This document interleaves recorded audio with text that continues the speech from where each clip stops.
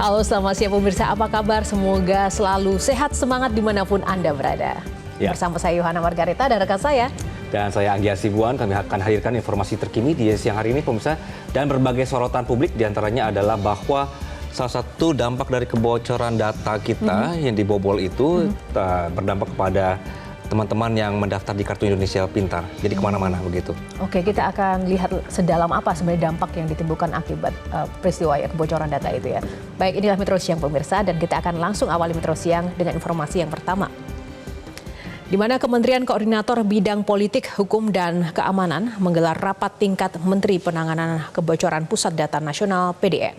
Rapat akan membahas solusi mengatasi dampak peretasan terhadap PDN.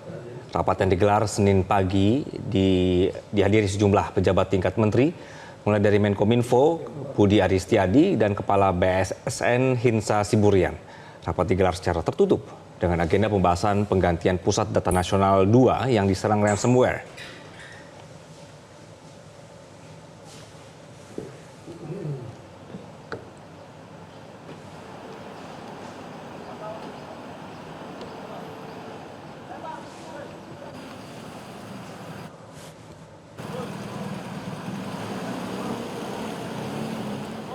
Ya. Kami ajak Anda untuk bergabung dengan rekan Insan Suardi. Insan, selamat siang. Poin-poin apa saja yang masuk dalam pembahasan rapat kali ini, Insan? Karena kita lihat ini beberapa petinggi atau pejabat ini sudah berkumpul untuk membahas soal PDN ya. Selamat siang Anggi dan juga Yohana. Dari kantor Kemenko Polhukam, memang untuk poin-poin detail mengenai pembahasan hari ini belum bisa kami sampaikan mengingat rapat terbatas dengan agenda penggantian Pusat Data Nasional 2 yang diserang ransomware beberapa waktu lalu ini digelar secara tertutup. Tadi dari pantauan kami sejumlah menteri memang seperti kata Anda sudah hadir, mulai dari Menteri Komunikasi dan Informatika Budi Aris Setiadi ini sudah hadir bersama dengan Kepala atau Hinsa Siburian ini juga turut hadir di kantor Kemenko Polhukam untuk mengikuti agenda terbatas bersama dengan beberapa menteri. Seperti ada dari tuan rumah, ada Hadi Cahyanto sebagai Menko Polhukam yang turut menyelenggarakan agenda ini untuk membahas mengenai kebocoran data yang sempat menjadi perhatian publik hingga saat ini. Kalau kita melihat memang beberapa kebocoran data, kalau kita melihat secara kronologinya, Anggi dan juga Yohana, dapat kami sampaikan pada 17 Juni lalu ini terdapat adanya upaya peretasan dari Pusat Data Nasional 2 yang berada di Surabaya yang berbasis milik PT Telkom, di mana adanya upaya penonaktifan Windows Defender sehingga mengakibatkan sejumlah instansi yang melakukan pelayanan berbasis data ini mengalami gangguan.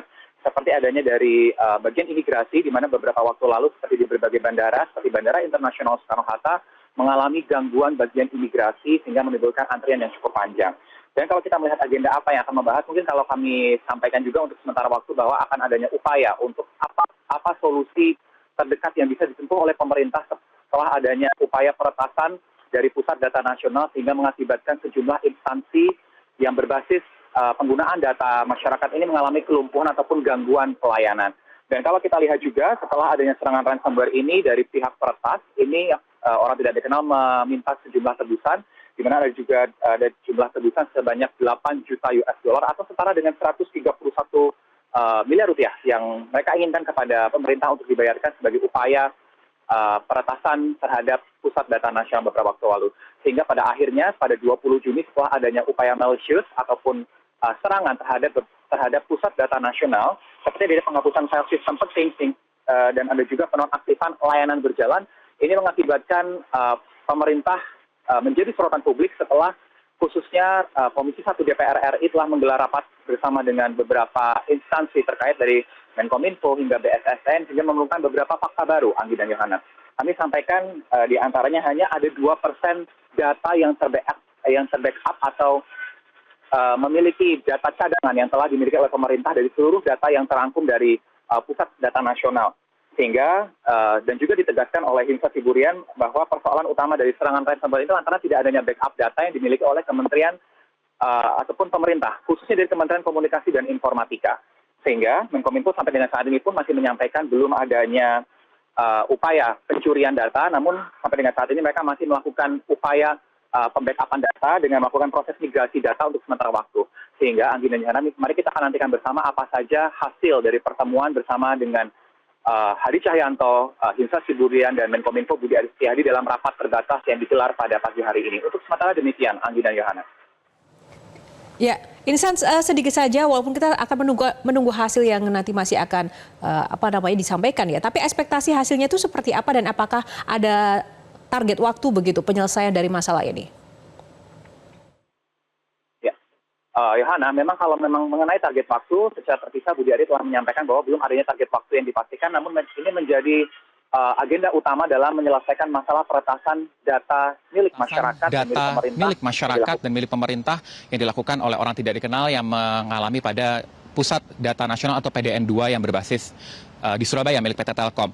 Namun kalau kita melihat apa saja ekspektasi publik mengenai masalah ini, memang kalau kita lihat tentunya kita mengharapkan bahwa akan adanya solusi mengenai apakah akan adanya upaya baru dengan adanya seperti solusi memasang pelindung khusus, karena memang kalau kita lihat PDN 2 yang dimiliki oleh PT Telkom ini hanya berbasiskan pada Windows Defender ataupun default dari komputer yang sudah berjalan. Dan kalau kita lihat ini juga nanti masih akan terus kita nantikan bersama apakah solusi-solusi yang akan diambil langkah pemerintah, dan tentu juga kita harapkan akan adanya upaya nyata, karena melihat kalau beberapa efek samping ataupun efek dari peretasan data ini, tentunya data-data pribadi milik masyarakat ini akan menjadi konsumsi dari dunia maya, sehingga dapat terjadi beberapa kejahatan mulai dari pembobolan rekening hingga pembobolan akun media sosial yang dapat berpotensi terjadi apabila peristiwa peretasan data nasional ini belum diatasi secara tepat.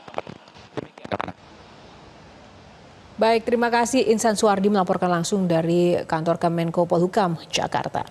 Jelajahi cara baru mendapatkan informasi. Download Metro TV Extend sekarang.